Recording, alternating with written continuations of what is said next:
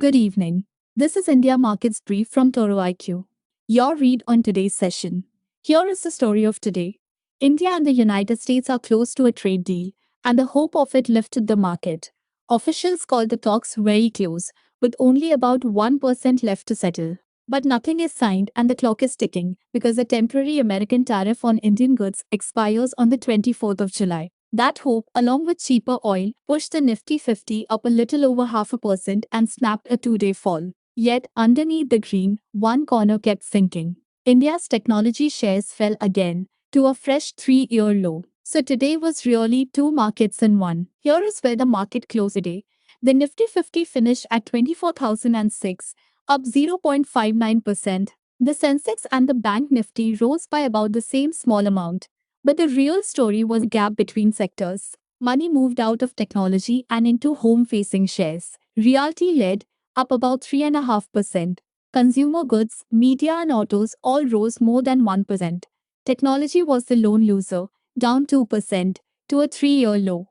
That is a spread of more than 5 percentage points between the best and worst corners. On a day the index barely moved. There was one more piece of context. After India had closed, emerging market shares elsewhere fell more than 2% on a jump in American bond yields. But India had already closed higher on its own, a home-driven up day standing apart from that weaker crowd. Now the two forces under the day. On the supportive side, three things lined up. Cheaper oil is showing up in company accounts. Hindustan Unilever said its input costs should ease as crude falls, part of why consumer shares led.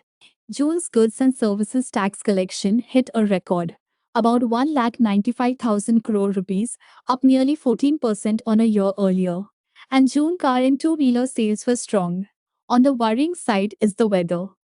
This June closed about 40% short of normal rain, a direct threat to rural incomes and food prices. Now the movers. The biggest gainer was Paisano Digital, a small non-bank lender, up almost 20% to a fresh high on promoter confidence. Its own promoters raised their stake to about 47%, which the market read as a vote of confidence rather than an operating update. The biggest fall was the face of the technology weakness. KPIT Technologies dropped almost 17% to a one-year low.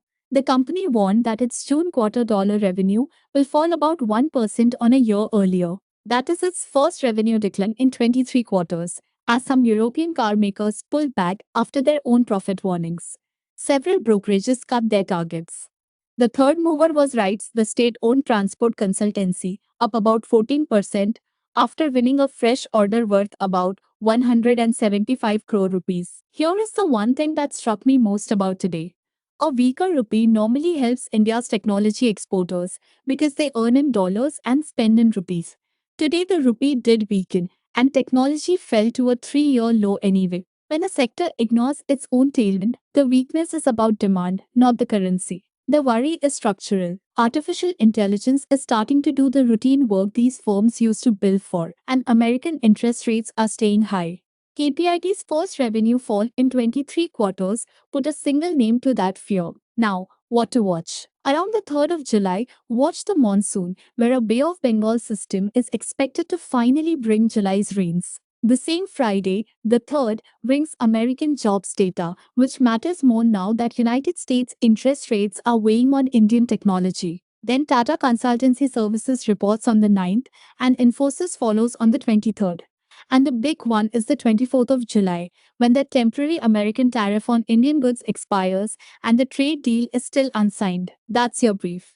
Before I sign off, this has been general market commentary, not investment advice. For investment advice tailored to your situation, consult a SEBI registered investment advisor. Markets are risky. You may lose money. Act with care. See you tomorrow.